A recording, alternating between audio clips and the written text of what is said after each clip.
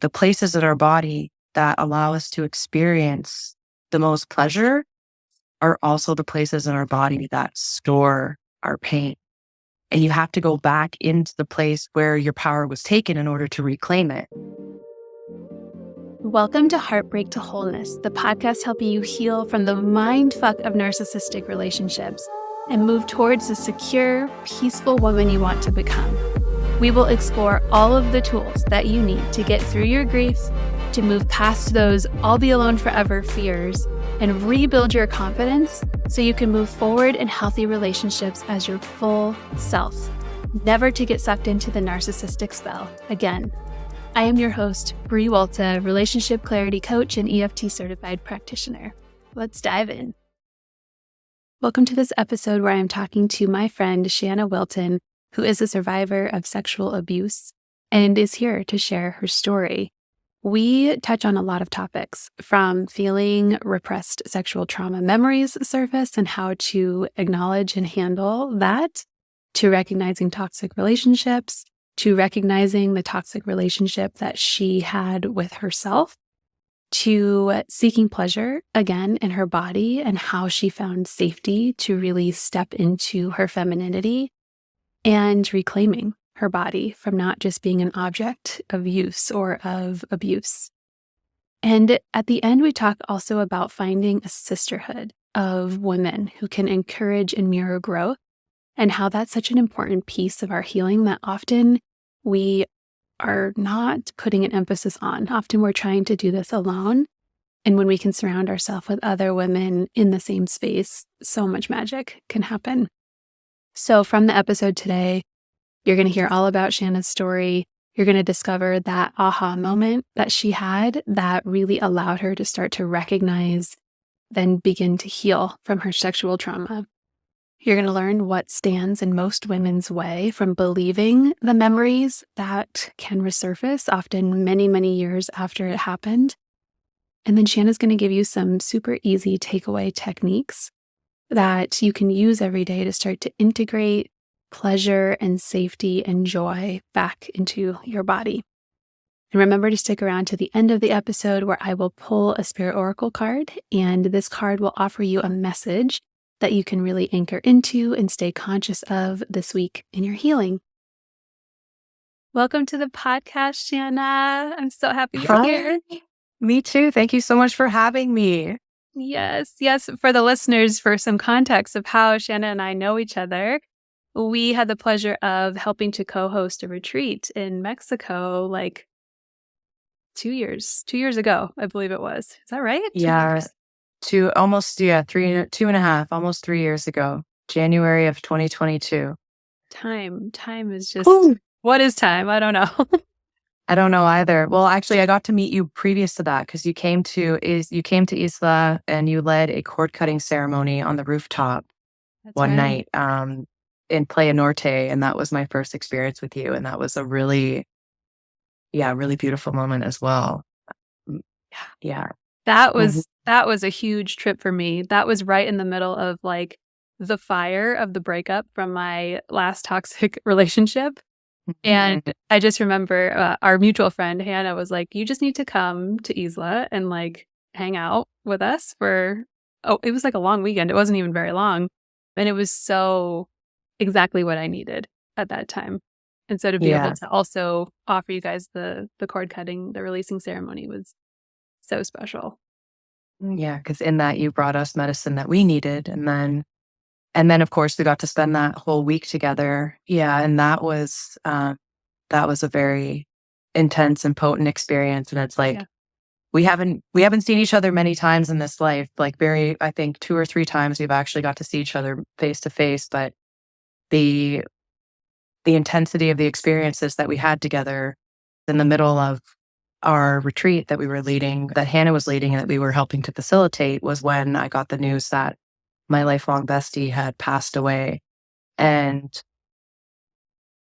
you held me in that moment. I think you held me for almost 3 hours, and just, what you did for my nervous system in that time and space was monumental. And I feel like you're just such a lovely, healing person, and I'm just so grateful to know you, and I'm so grateful to be on this podcast. So thank you for inviting me. Oh, I love it. I love it. You're exactly right. The moments that we've had together have been brief, but they've been impactful in like Mhm. huge transitional times in our lives.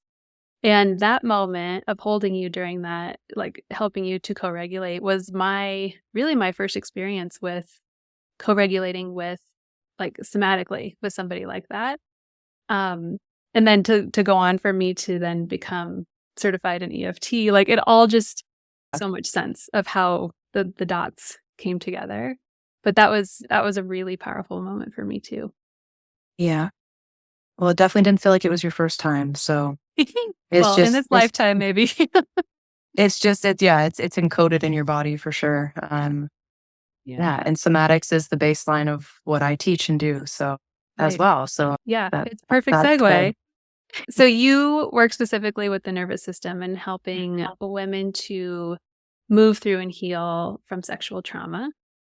And Yeah, one of the things that caught my eye recently from you on Instagram was you speaking very forwardly about sexual trauma and therefore sort of insinuating or otherwise, I'm sure you've shared it in different ways, part of your that being part of your story.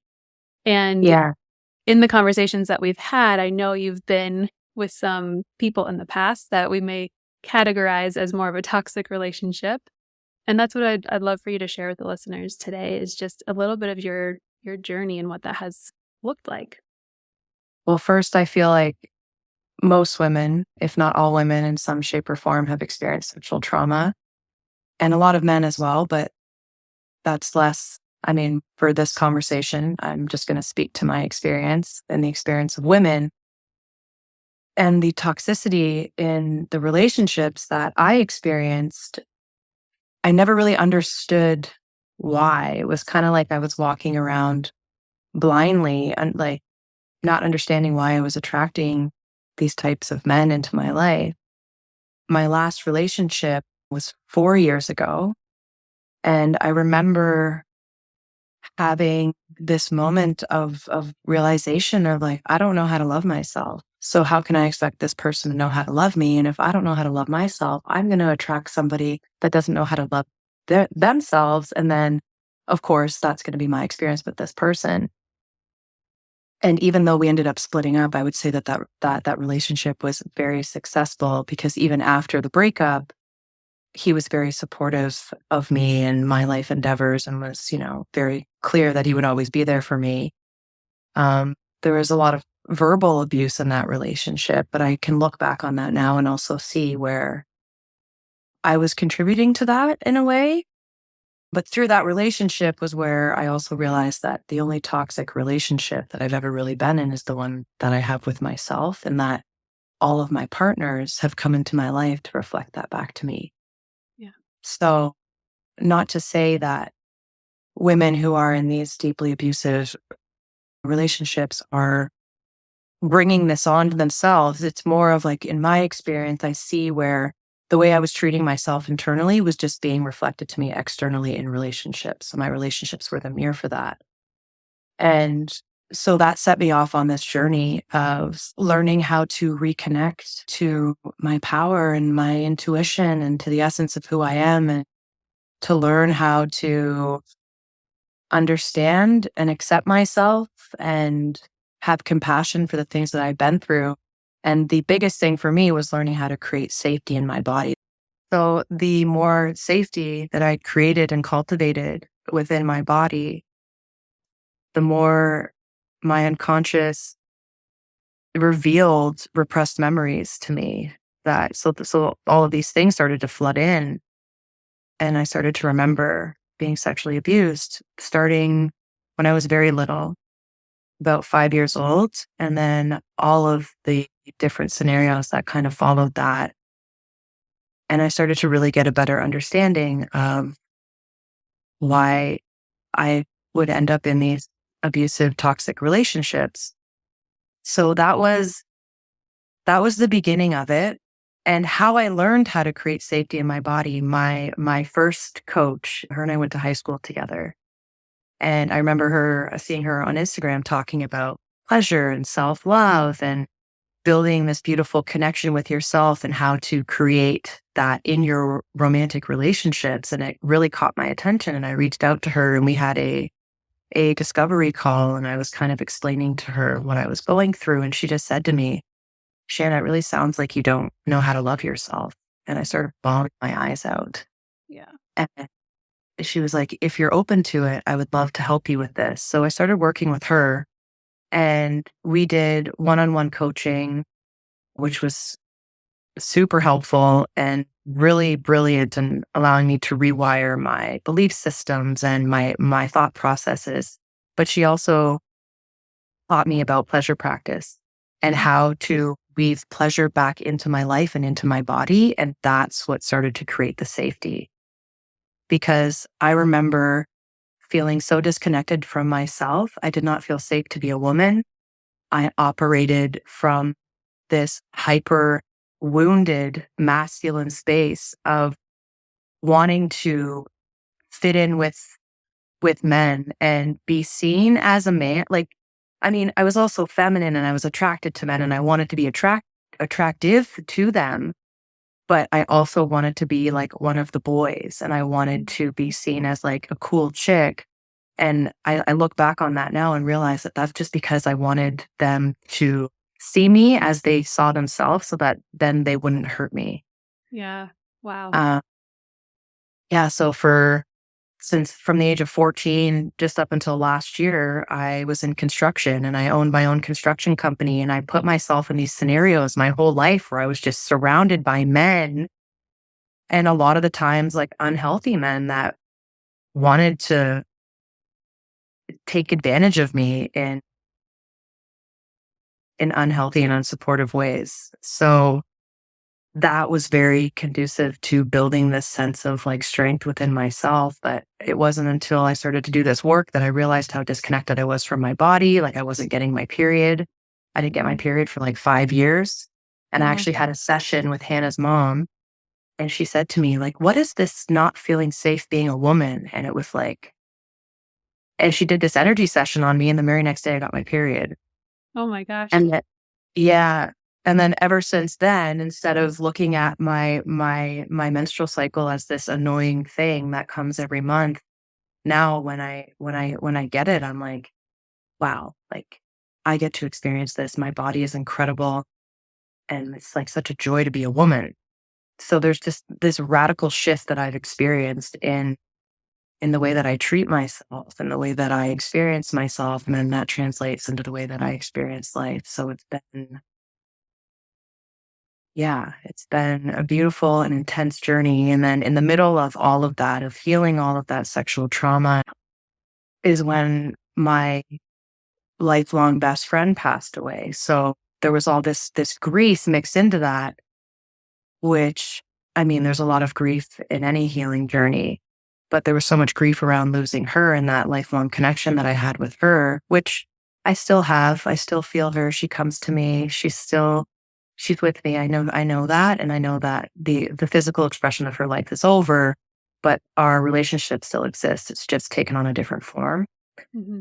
But there's so much grief that is involved with healing sexual trauma, which is why the pleasure piece is so important because, like in doing this type of work, it doesn't have to be daunting and, painful and exhausting. Although, I mean, it is at times, but like you get to do this work and you get to feel good in your body and you get to create safety in order to do this type of work, like you create this container in your body and, and it just gets to be a really beautiful experience. And then on the other side of that, life looks a lot different. It's almost like life was in black and white and now it's in like full color, like HD. Yeah. Yeah. The analogy that I use with my clients because of the depth of the work that we do too, it's like, think of it like you're diving down into the ocean and just like a whale or a dolphin, right? We dive down, but then we have to come back up for air. If we spend Mm. too much time in the depth and the dark, then we start to feel really suffocated and hopeless and like it's panicky. That's not where we want to be when we're trying to create safety to explore these parts of us that need healing. So to have the pleasure in your case in like the physical pleasure weaved into the healing of your sexual trauma, I could imagine was so powerful to also reclaim that part of your body. Yeah, I say to my clients as well, like, first of all, the places in our body that allow us to experience the most pleasure are also the places in our body that store our pain. And you have to go back into the place where your power was taken in order to reclaim it. So this disconnection that I was experiencing from my body, from my breasts, from my womb, from my yoni, like having then to create this like intimate, loving relationship with myself was monumental in allowing me to even go to the depths of these places.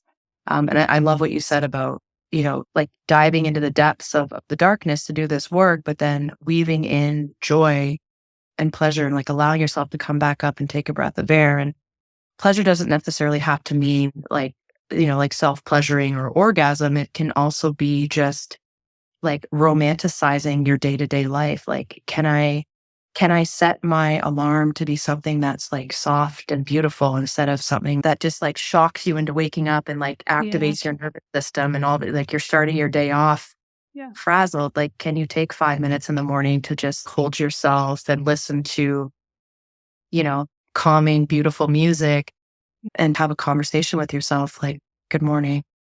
I love you. We got this. And even when you take a shower, can you take a little bit more time? Maybe have a bath and light some candles and Epsom salts and create experiences for yourself throughout the day Yeah. to weave more joy into your life. It takes a lot of mindfulness.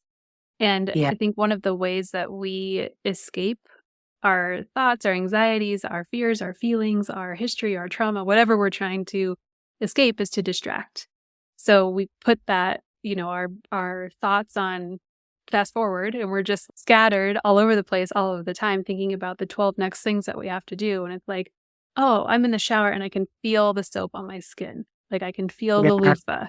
That takes so much of a pause that I think most of us don't even think that we need until we go somewhere and have that type of pause, like you go on a retreat or you go on a really relaxing vacation where you get to slow all the way down and then you come back into reality and you're like, "What the fuck was I doing?" Like, Right. Well, yeah. then there's the integration process of that. And like, how can I bring more of that into my life? Because you've just gone through this like massive expansion. And then you kind of come back to your day to day life and you feel the contraction again. And it's like, okay, Yeah. how can I create an environment that allows for further expansion? And for me, that in my experience and in my opinion, that begins inside the body, inside the nervous system, Yeah. which is I feel that work is so important. Yeah. Especially having sexual trauma happen at such a young age. Not only at that time in life are you very self-centered. It sounds bad, but kids are, right? They think everything is their fault. Yeah. So the internalization of this happening to you and it somehow being your fault or your body's fault, holding on Yeah. to that, and then not knowing how to make sense of the situation that happened, having that disconnect where you're just then totally disconnecting from your body so that you don't have to be reminded or be in tune with the scene of the crime more or less, right? It's like Yeah. you get to dissociate, disconnect, and then when you start to try to put those pieces back together, having to heal also that your body is not a problem or your body is not the cause of the trauma that happened to you. Yeah. And that also that it's not just there for somebody else's enjoyment and pleasure. And that's something that I really also had to relearn. And it's interesting because the whole idea or process of disconnecting and disassociating is is your body's mechanism to protect you from what's happening. But then what ends up happening is when you're not able to discharge all of that built up energy from that experience, it gets locked into your nervous system and then that becomes your baseline. Yep. So when I talk about walking through life in a trauma response and not I'm not even realizing it is because I never experienced life in a different way. And I was constantly numbing out, constantly disassociating.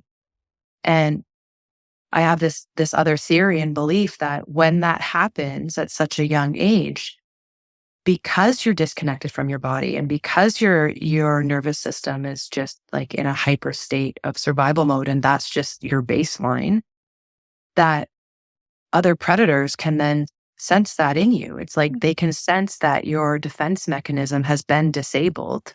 Yes. And then that brings in other experiences. And that's also what happened to me, like I I can remember being 12 years old and a friend of mine's father, like trying to like test the waters and see if he could get away with that with me. And I remember at 12 years old, I remember saying no and like taking my power back in that moment. But up until then, I didn't have that voice. And then the other interesting thing that happened to me physically, because I also believe that these things, when they're left repressed and ignored, and not necessarily that we ignore them, but a lot of the times, like we can have blind spots in our lives. And that's where I believe like all of these different relationships will come in to illuminate the things inside of us that we have yet to see, that our soul is just like, you need to see this, you need to understand this, but also you need to feel safe enough within yourself in order to see this and receive it without completely falling into like deep depression and not being able to come out of it. Because I also know what that looks like as well.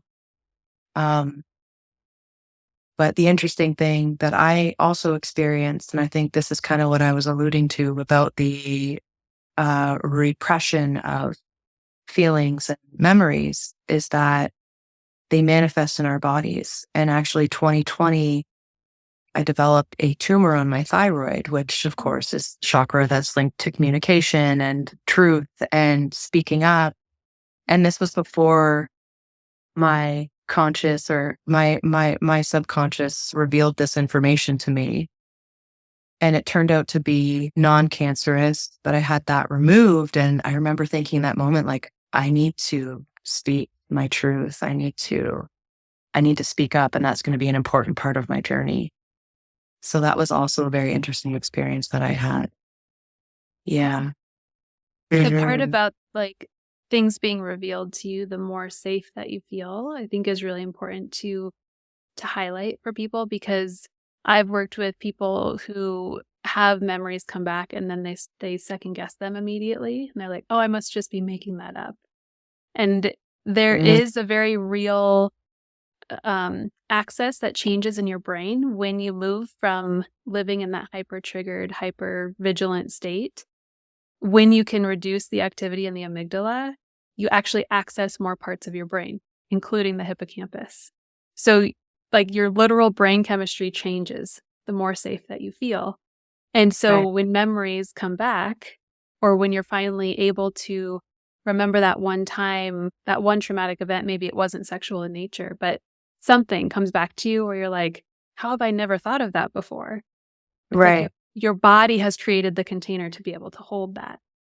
So Right. as we go deeper in our work, usually more is uncovered, which is a blessing and can suck in the moment of being able, like, another layer of this onion is being unraveled. Like, what? Right.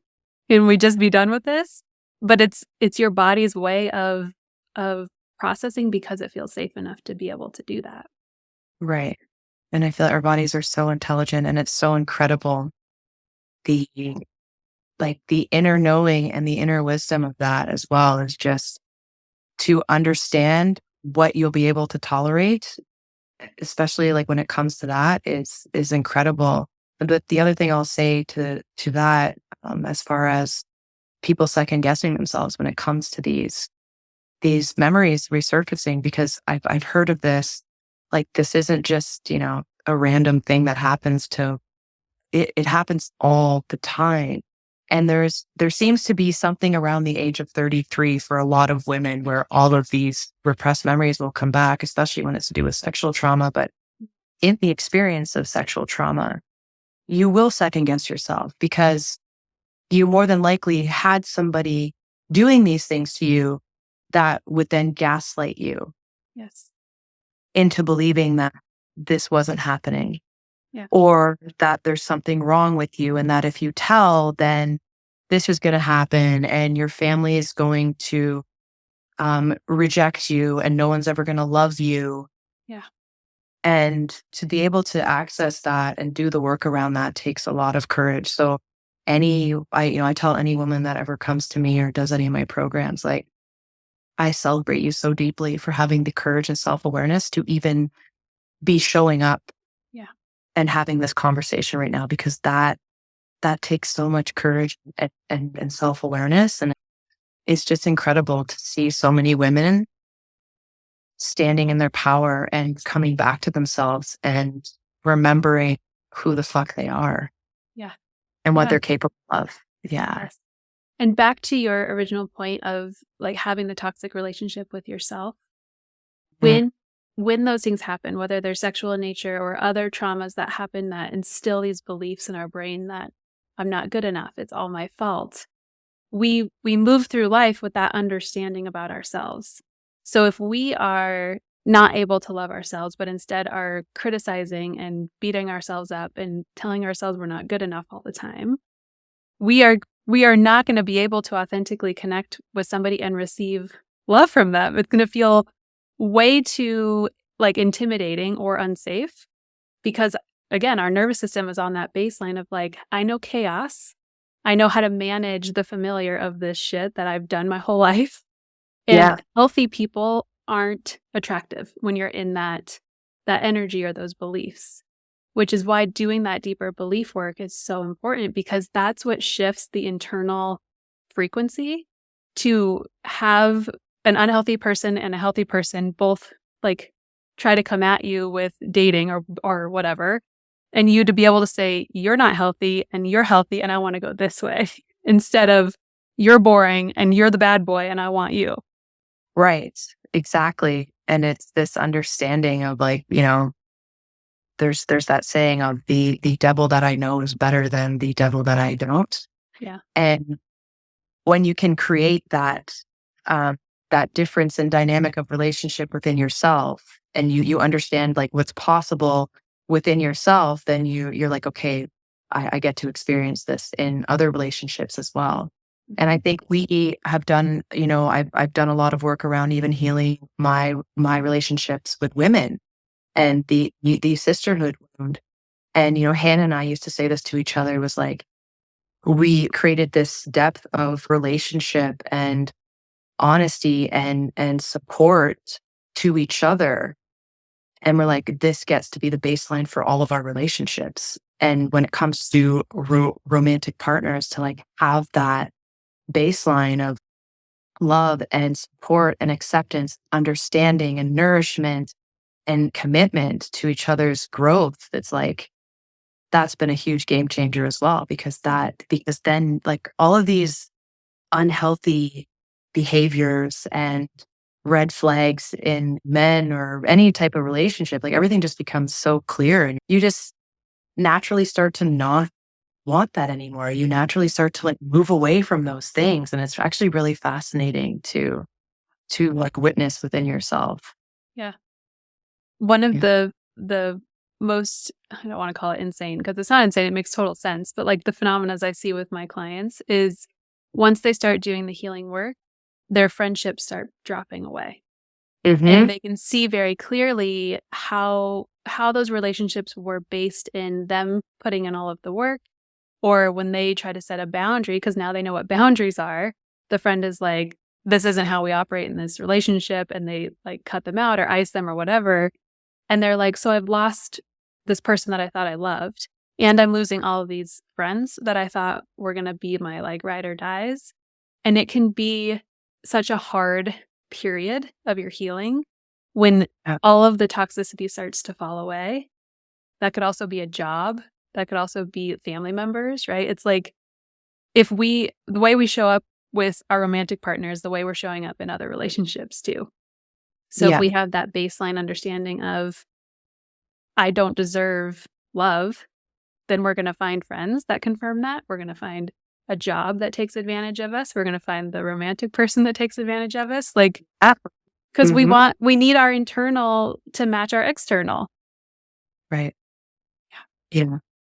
It can be very lonely at times. I used to be the type of person, like, I would pack a suitcase and take off for the weekend, and I would go visit, like, 20 different people, and was constantly just putting so much energy into all of my relationships, and I was so exhausted all the time, and I remember my middle brother saying to me, "Shanna, you only need a few really good friends. And if you give so much of yourself to everybody around you," um, and I definitely don't wear that as a badge of honor because I feel like it represented my need to constantly disconnect from myself, like, not be with myself. So when I started to do a lot of work, a lot of my relationships fell away. And there was a period of time where I was very alone. But there's a difference between the feeling of loneliness and the state of being alone and being with yourself and taking that time to be able to sit with yourself. And that's when things are going to come up that need to be felt and acknowledged and healed. So that is a very important part of the journey. And setting boundaries can feel really tricky at times, especially when it comes to your close relationships like your family, Yeah. because people will try to hold on to the version of you that they felt most in control of and the version of you that they were able to, let's say, manipulate or take advantage of, like that gave them the most, especially if they're the type of person that was taking from you. So there can be a lot of gaslighting there as well. So there's this element of really having to hold to the trust within yourself and not take on the illusion that other people will try to project onto you. Really standing within yourself is a muscle that you're really going to have to flex a lot. And that's why it helps to then have these these containers to practice that. And then in that, you'll start to create relationships that will do the same. And people will just pop up in your life who are conducive to growth and support and who will see you in who you actually are Yeah. and who will encourage you to continue forward. Because the people who don't encourage you and the people who want you to go back to that other version of yourself that benefited them, they won't want to see you No. grow and move forward and want better for yourself. So you have to really be just like there's this level of discernment and trust within yourself that gets created at the same time, which again also just puts you back into a place of power and connection to yourself. It's deep work, but it also like again, like it gets to be enjoyable. It gets to be done in a way that feels good at the same time. Like it's not always going to feel good, but it gets to be easy if you set the right containers for yourself and surround yourself with the right people. So I feel like that's Yes. also very important. Yeah. Yeah. The boundaries have to come from first you loving and respecting yourself enough to believe that you deserve the boundary. Something that always like has stuck with me and that I teach my clients now is boundaries are a win-win situation because either you set the boundary and the other person is healthy enough to recognize that it's a boundary and to treat the boundary with respect, whether or not they agree with the boundary. Or you set the boundary and you get the backlash, and then it becomes very clear how healthy that person is in their own mental health and their own self love, which directly reflects their ability to love you. So Right. you get so much information, it doesn't always feel great. It especially doesn't feel great if they don't like your boundary, but it does help you be able to orient more towards the people who can say to you, I respect that you need this. I'm hurt that you can't come to my party, but I respect that you need to not right now, and I love Right. you anyways. Like versus the person who guilt trips you and then gives you the silent treatment for a week and then talk shit Right. behind your back. Like it's Yeah. We don't have time for that. In standing in that, like in standing in alignment with yourself and in your truth is where the things that don't align and aren't supportive and aren't meant for you they'll just naturally start to fall away. And relationships are definitely one of them. yeah. like all in all forms. I find that the ones that fall away, I mean, I've experienced this with really close relationships when it comes to family and things like that, where some dynamics just have to break down in order to be built back in a way that's healthy. And the people who love you will come back. There's a lot of compassion that starts to come through, and understanding for people who are close to you who kind of I think this relates more to the sexual trauma part of it, especially if you're coming forward and sharing these things with people in your family, is just understanding and having compassion for what they would have to acknowledge if they were to then support you. So it's kind of like you have to accept that not everybody is going to be there for you. And that there's a beautiful lesson in that too, is that not to say that we should separate ourselves and that we don't need connection to thrive, because we do, but there's something about not needing somebody else to validate what happened in order for it to be true. And to know that like you are the only one who has to validate, or that needs to validate you. And that creates this level of sovereignty that is then just like untouchable. And then you just build this muscle within yourself where it's like you become, I want to say unfuckable with in a way, but you become so trusting and so within power in yourself that very little can rock you. And you just create this sense of self that no matter what happens in life, like you've got your back, you've got this.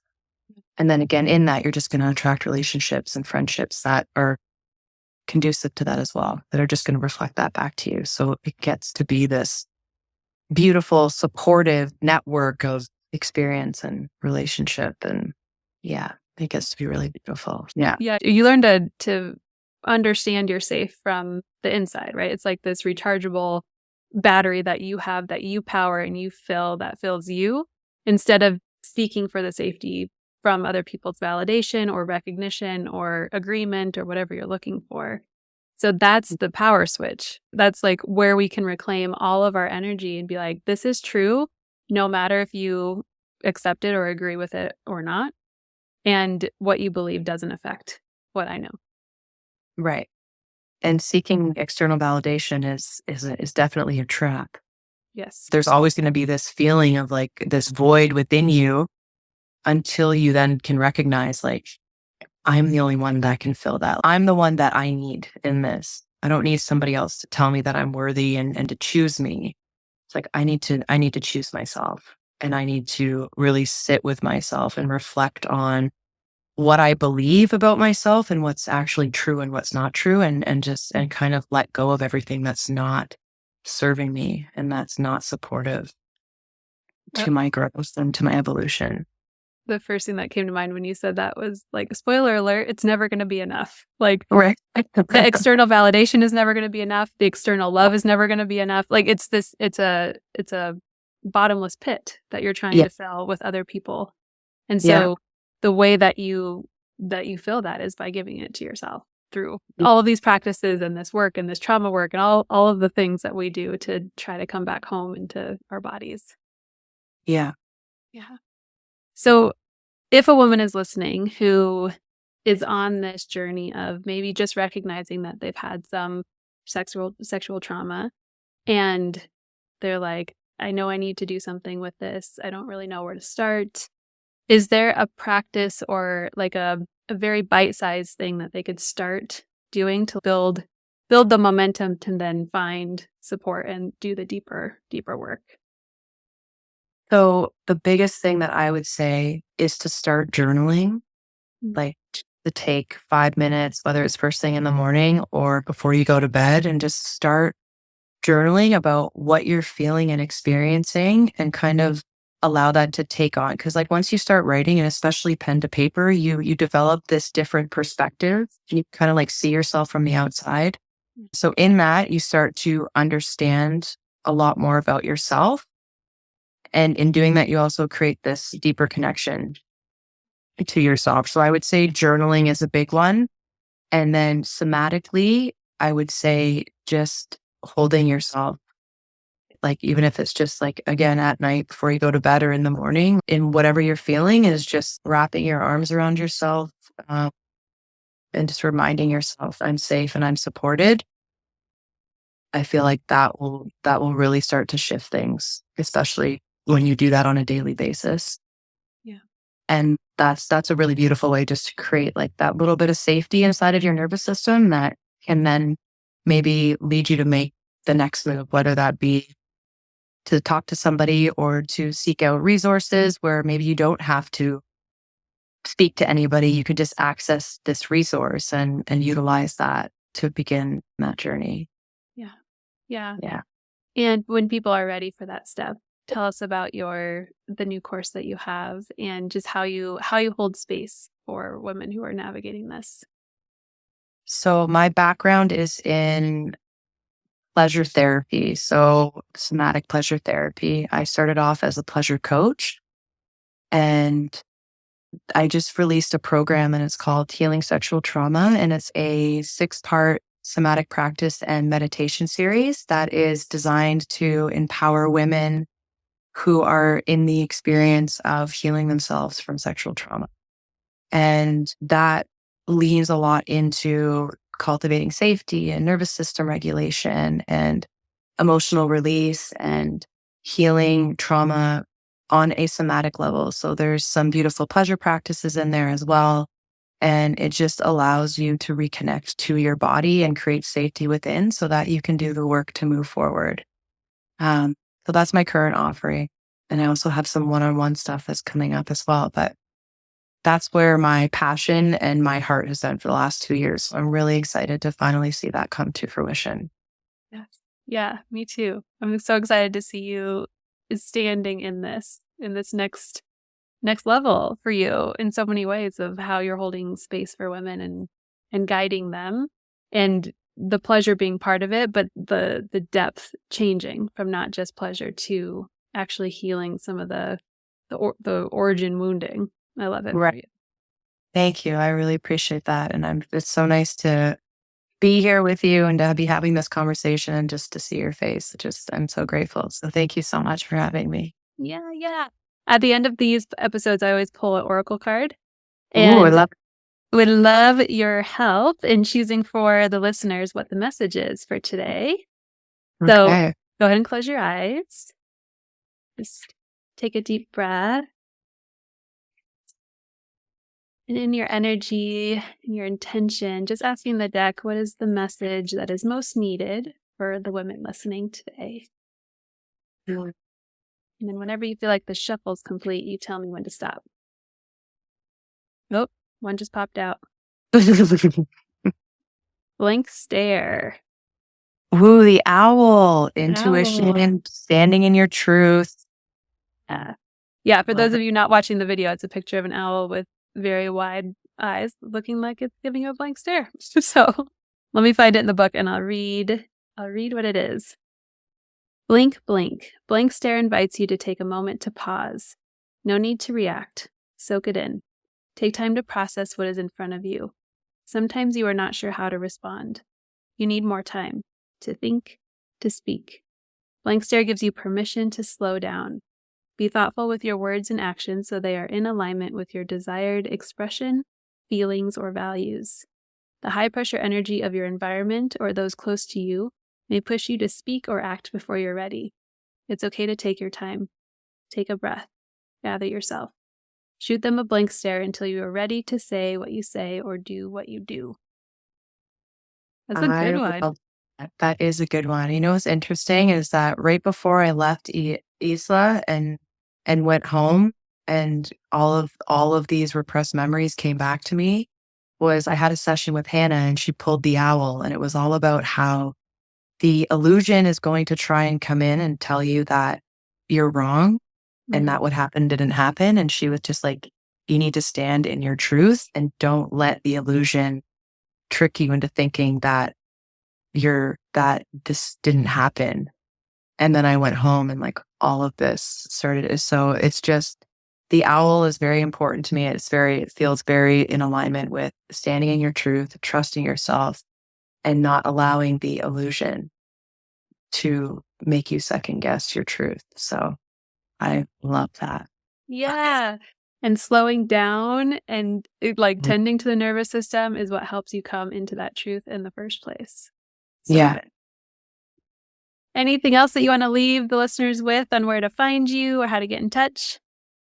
Yeah. Currently, I'm just on Instagram at shanna.wilton.